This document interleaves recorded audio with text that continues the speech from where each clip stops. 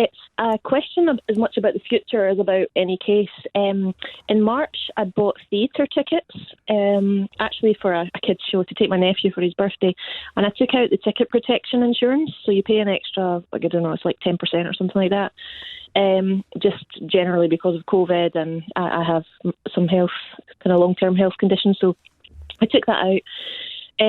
Sod's law, I ended up with COVID the week I was supposed to take him, and I went to sort of cancel the tickets and review the policy, and it said that I could only claim if I had a PCR positive test and not a positive lateral flow or logging it with the NHS test.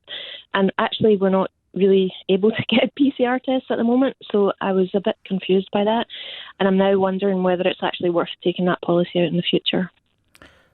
Goodness. This is March 2022, I assume? Yeah. By which point nobody was taking PCR tests because the government had stopped giving them out. I can't remember at that point. I think I had one around about February from my work. Did you? Okay. Yeah. I tell you what, I'm going to ask one of the producers to quickly research when it was the government stopped making them available. But assuming it's after the government stopped making them available, I think that's probably an unreasonable term in an insurance contract to require you to have a PCR, because getting a PCR privately costs, 60, 70 quid? Yeah, plus I'd already know and that's that more than the ticket.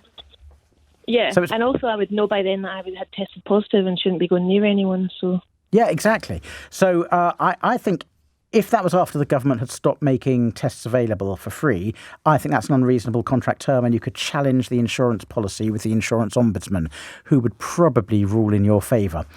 You wouldn't have a claim in the courts because the courts follow the wording of the contract, and if the contract said it's got to be a PCR, the courts have to follow that, but the insurance ombudsman doesn't have to follow the wording of the contract.